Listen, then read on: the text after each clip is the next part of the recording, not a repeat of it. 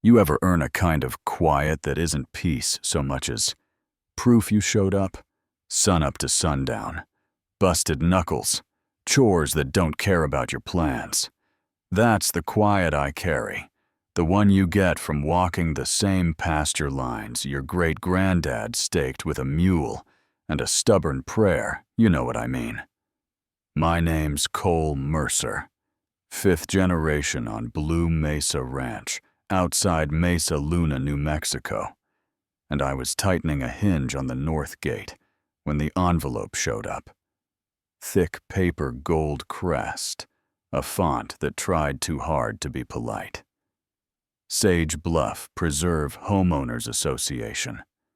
A letter full of soft words like coordinated stewardship and perimeter compatibility, and the kind of phrase you only write when you've never dug a post hole. Their point was simple under all that frosting.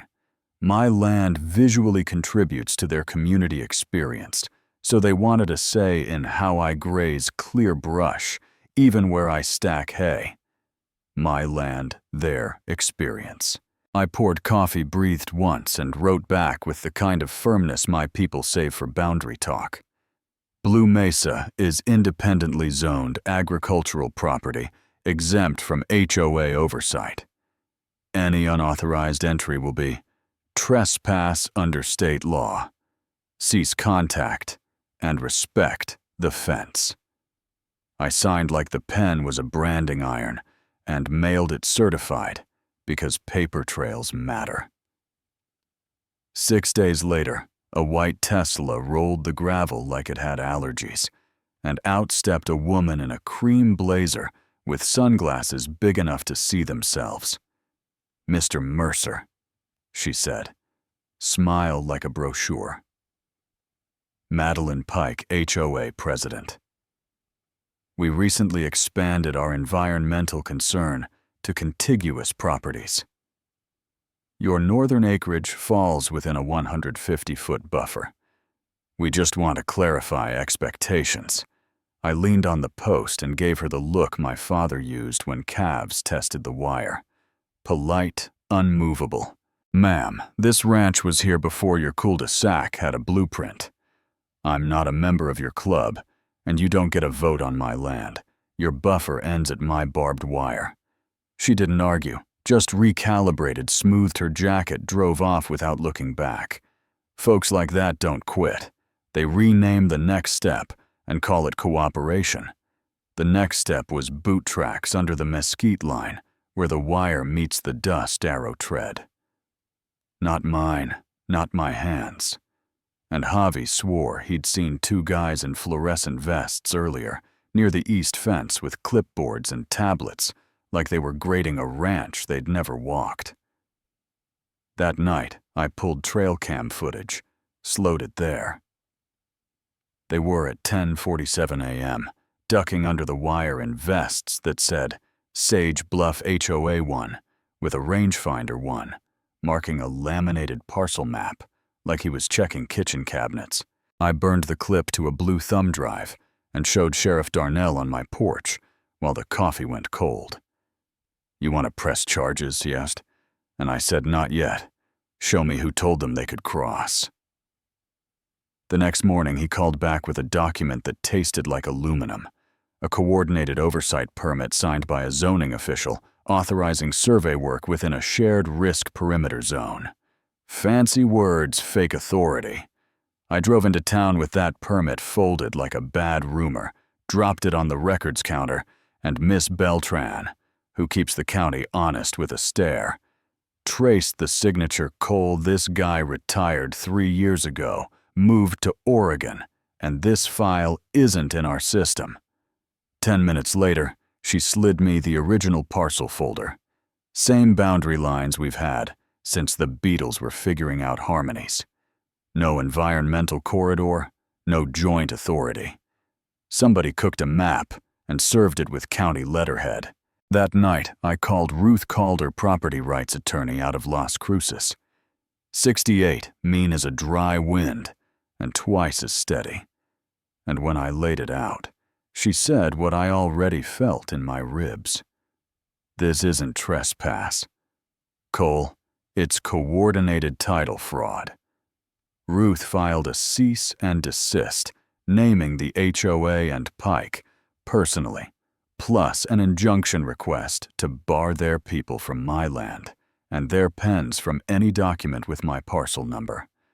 I bolted a new steel sign to the north fence that said, "Private agricultural property. Entry by HOA or affiliates is trespass. Cameras active. We prosecute." Then, 2 in the morning, the smell woke me. Not brush smoke. This was paint and plastic and panic.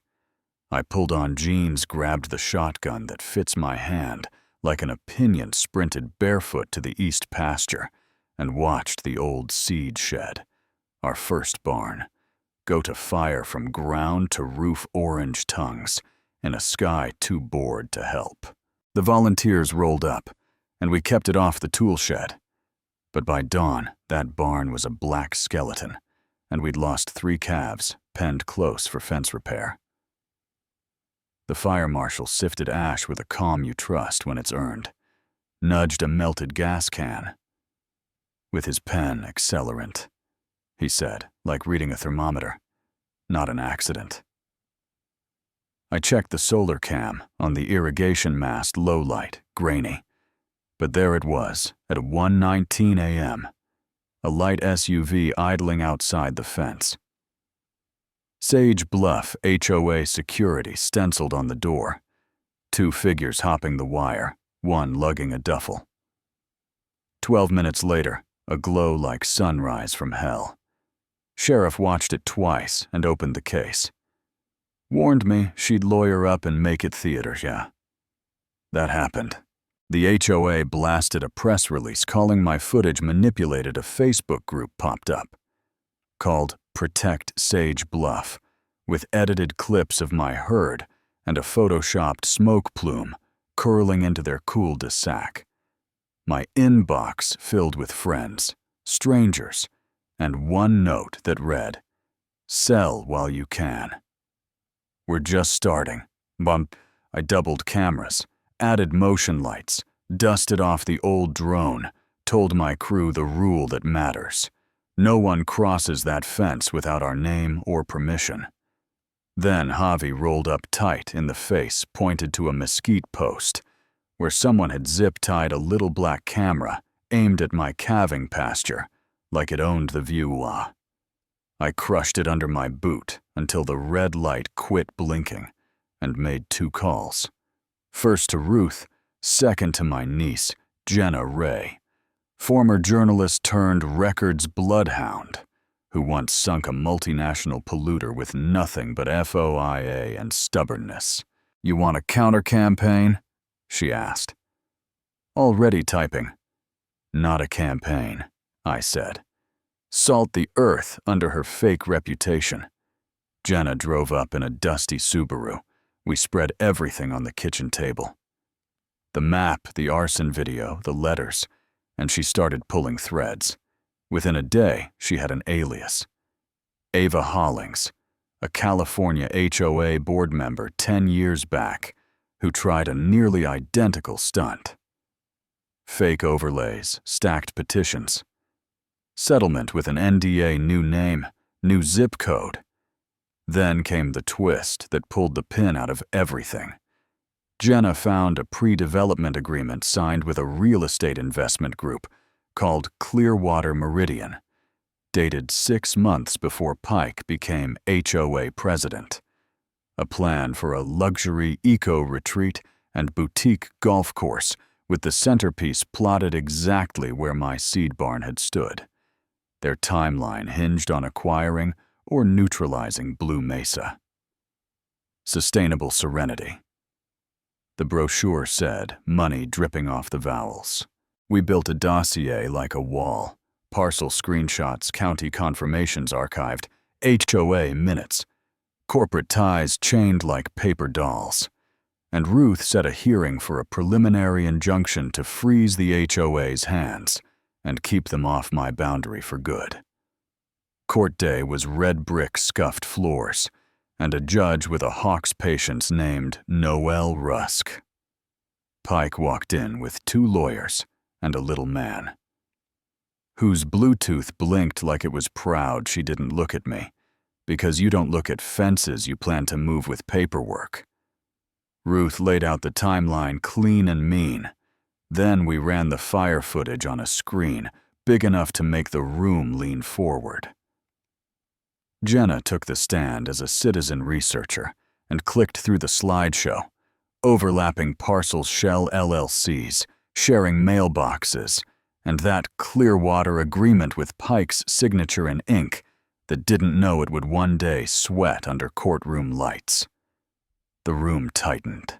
Pike's lawyer objected. Judge Rusk overruled without sighing. Then Hetara, a former assistant from the California mess, testified. Name change, same playbook, they called it. Recalibrating thresholds. She called it manipulation. Pike snapped palms on the table. This is a smear by a hillbilly afraid of progress, and the air went still. Mrs. Pike, sit down, the judge said. And we played the last clip, timestamp fence line ignition bloom, after which the Bluetooth aide raised his hand like a student who can't carry a secret one more step, and admitted he'd been told to drop a care package that night, a gas can, and a timing fuse wrapped in landscaping mesh. I thought it was a deterrent demonstration. He said, I didn't know it would burn. You could feel the story tilt from maybe to Judge Rusk ordered Pike into custody pending charges, signed the injunction that put legal concrete around my fence, and set the next hearing. 2 weeks later, the prosecutor announced charges that needed a second page. Arson, criminal trespass, document fraud. Conspiracy evidence tampering. Pike's real estate license was revoked. Her house flagged for asset recovery, and the HOA released a statement saying she acted alone, which is a funny way to spell culture. Inside Sage Bluff, the quiet folks started reading their own paperwork fees.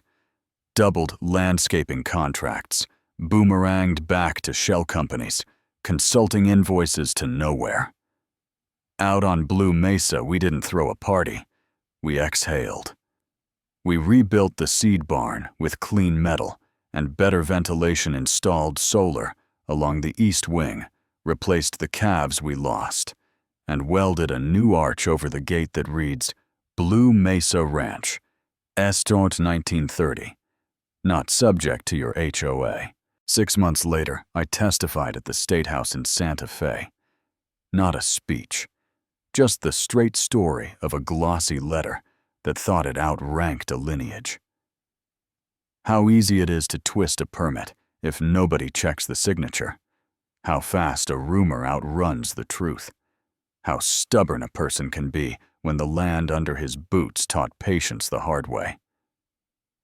A few months after that, the legislature passed the Mercer Safeguard, no HOA authority beyond recorded boundaries, without unanimous consent of affected landowners and a court review. I didn't frame the newspaper, but I folded it into the old ledger next to my grandfather's photo, because legacies should sit together like posts in a fence line. The strangest grace came quiet, a handwritten note with no return address. Thank you. We didn't know what she was doing. You stopped it before it got worse. A Sage Bluff resident. I tucked it into the ledger and walked the north line until that earned quiet settled back on my shoulders. I'm not saying HOAs are evil or ranchers are saints. I'm saying power gets slippery, and some folks love it enough to bend the map to fit their appetite. What I learned is simple. Paper matters. Neighbors matter, cameras help. And when someone decides your past is an obstacle to their future, you either bow or you plant your boots and invite the truth to work. I chose the second, and I'll choose it again. Now it's your turn in the saddle. Drop a comment and tell me where you draw the line. Was the HOA protecting a view or pushing a land grab? Did the judge go far enough Does the Mercer safeguard protect rights or tie hands? Have you seen a board or a neighbor bend rules because they thought they were the rules?